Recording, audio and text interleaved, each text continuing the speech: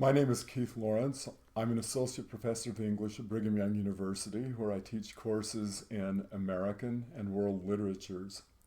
Today I'd like to provide a brief overview of the Gothic novel and of the influences of the Gothic novel on American culture. Before discussing the history and emergence of the Gothic novel, I think it might be useful to discuss the meaning of Gothic during the 18th century. One of the meanings of Gothic was tied to an architectural style prevalent in Western Europe between 1100 and 1500 CE. Buildings of this style were public buildings, or large private buildings, featuring elements like elaborate stained glass windows, ribbed vaults, and pointed arches. Another was tied to the Gothic as a pre-Germanic people who lacked written language and about whose allegedly violent culture comparatively little is known. In other words, another meaning of Gothic simply was heathen. An important point then is that by the 18th century, Gothic architecture was not only passé, it was old. Private Gothic buildings were generally castles or large mansions on family estates, and by the 18th century, many of these were crumbling and were sometimes attached to stories of ghosts or murders, or both. By the 18th century then, Gothic referenced old, decaying, slightly spooky, and generally dark or bad things. The first Gothic novel was written by the English writer Horace Walpole. Published first in 1764 and reprinted several times, The Castle of Otranto established many elements of the Gothic genre. One of these was its subtitle, A Gothic Story, first appearing in the second edition in 1765. These stock elements included a blending of realism, the dominant impulse of the era, with romanticism, which was coming into vogue, so that mysterious or supernatural or otherwise inexplicable things occur in an otherwise realistic and logical world. Prophecies, curses, and other supernatural events, generalized family dysfunction, mistaken identities and other instances of things not being quite what they seem, recognition of the natural world as potentially dangerous and horrifying, murders and other horrifying deaths, vexed love relationships with a generally good man associated with openness and light and who genuinely loves the woman he courts, and a generally corrupt or duplicitous man associated with secrets and shadows and who pursues the woman for selfish or lustful reasons. These two men vie for the love of the same vulnerable woman. And finally, settings featuring darkness and decaying castles or mansions, usually Gothic in style, given that the earliest Gothic novels are set during the medieval period, and darkness, underscoring solitude and loss and punctuated by storms, accidents, and tragedy. As an interesting side note, Horace Walpole was so enamored of the medieval era that Strawberry Hill, the villa he built in Twickenham, London, was intentionally Gothic in its architecture. Clara Reeves, another English writer best known for The Old English Baron, published in 1778, attempted to correct Walpole's excesses and to write Gothic fiction that was emotionally as well as physically realistic. Anne Radcliffe created Gothic plots where the mysterious and inexplicable were finally explainable through natural phenomena. She also created the figure of the brooding male villain in opposition to Walpole's malevolent one, and established what is sometimes called the female Gothic. That is, Gothic featuring women who feign victimization or weakness, but who achieve power and ascendancy through cunning or wisdom or benign manipulation. Matthew Lewis, nicknamed Monk Lewis after the title of his most famous novel, The Monk, published in 1796, a lurid Gothic potboiler about corrupt monks and nuns, established another staple of later Gothic fiction, especially of horror fiction, the omnipresence of evil and the questionable nature of so-called good. The first Gothic novel by an American was Charles Brockton Brown's WIELAND, or The Transformation, published in 1798. It is about two brother-sister pairs who are close friends. Clara Wieland, the narrator, and her brother Theodore, Catherine Pleyel, and her brother Henry. Theodore and Catherine are married and have 4 children. Clara secretly loves Henry, but is not certain initially whether he loves her in return. Nevertheless, the friends have an idyllic intellectual and spiritual life together. When a 5th man, Carwin, joins their circle, Clara is initially attracted to him. But when Theodore and Henry begin hearing voices, and especially when Theodore begins imagining that God is directing him, like Abraham of old, to kill members of his own family as proof of his obedience and faith, Clara begins to suspect that Carwin is responsible. Her suspicions are confirmed as family dysfunction turns into madness and then into tragedy. Setting is very important to the development of the story. Storms, the unpredictable American landscape, and other natural elements are reflections of the turmoil, fear, danger, and destruction experienced by the novel's characters. In 1788, 10 years before WIELAND was published, American Royal Tyler wrote The Contrast, the first comedy to be written and produced by an American.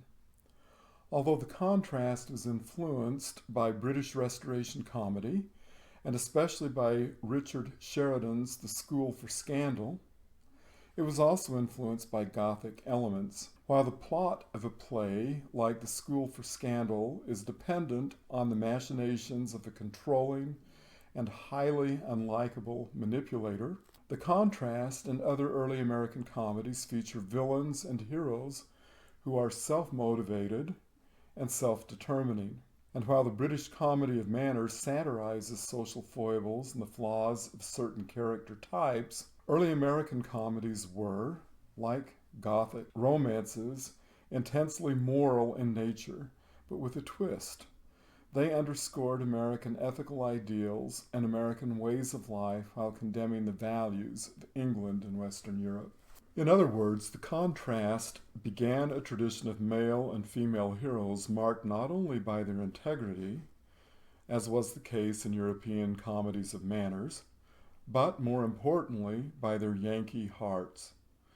They were not always well educated, but their selflessness and unchanging values, especially their common sense, gave them inherent nobility, and their compassion and insistence on fairness and justice made them truly democratic and equitable. The Contrast also initiated villainous characters who were not simply evil or corrupt, but decidedly European. Obsessed with fashion, appearance, and superficial differences, they privileged culture and education and social class over contrasting American values. Such European villains were invariably shallow and hypocritical. Female villains were foolish and vain, and males were disloyal and effeminate. The Contrast taught contemporary audiences a single crucial argument. If the new American nation was to succeed and to endure, it would necessarily embrace and always adhere to the values behind its emergence: courage, integrity, common sense, Christian faith, and justice. If it chose instead the fleeting values of Europe, its identity would be lost, and its destruction as inevitable as the conclusion to a Gothic tragedy. The Contrast also left as its legacy the American romance novel, and more recently the chick flick. The typical American romance, including the romantic love film, positions a worthy female protagonist between 2 men. One, a city type, cultured, educated, fashionable, and European, and the other, a country type, a hard-working, commonsensical, good-humored, and inherently salt-of-the-earth Yankee. Sometimes, in recent incarnations, The two men are respectively a jock and a nerd, and the jock is the shallow European, while the nerd is the Yankee. Of course, regardless of the specific details or natures of the two men, the Yankee is always the female protagonist's choice. These two male types have their first short story incarnation in Washington Irving's Gothic tale, The Legend of Sleepy Hollow, published in 1819. Ichabod, although ostensibly the protagonist, is a shallow, cultured European type and takes the brunt of the story's sarcasm. Brom Bones, in contrast, is an unpolished but clear-thinking and good-hearted Yankee, and Brom is the one who ends up with Katrina. In 1830, Edward George Bulwer-Lytton wrote the most famous, or infamous, Gothic novel opening lines in history. The novel was Paul Clifford and tells the story of a French Revolution-era highway robber who turns out to be the lost son of a wealthy judge. The son escapes his father's death sentence by smuggling himself aboard an American ship and by marrying his cousin in America. These are the novel's opening lines. It was a dark and stormy night. The rain fell in torrents, except at occasional intervals, when it was checked by a violent gust of wind which swept up the streets, for it is in London that our scene lies, rattling along the housetops and fiercely agitating the scanty flame of the lamps that struggled against the darkness.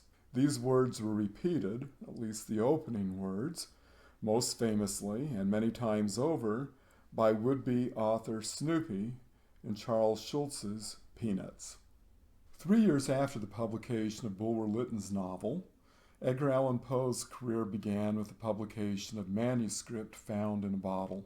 It was spurred to much greater heights with the appearance of the narrative of Arthur Gordon Pym, Poe's Gothic novel, in 1838, and, more significantly, by Poe's best-known collection of Gothic short stories, Tales of the Grotesque and Arabesque, published in 1839. No other 19th century American author influenced the development of American Gothic fiction more strongly than did Poe, whose literary perspectives and ideals are complex and sometimes apparently contradictory.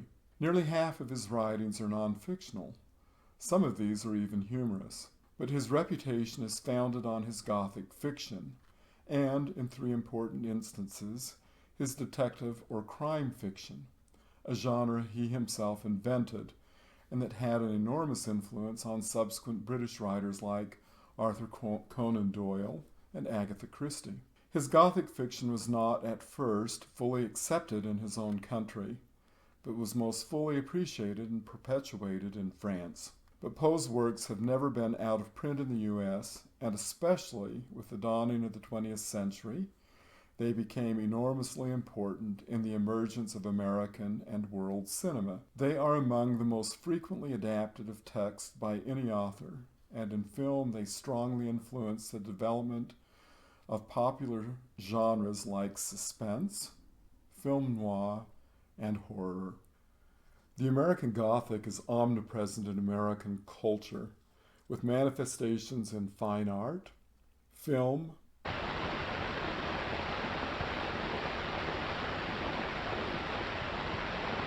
I am Dracula.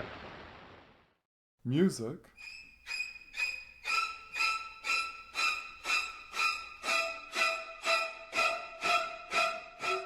television, The Raven.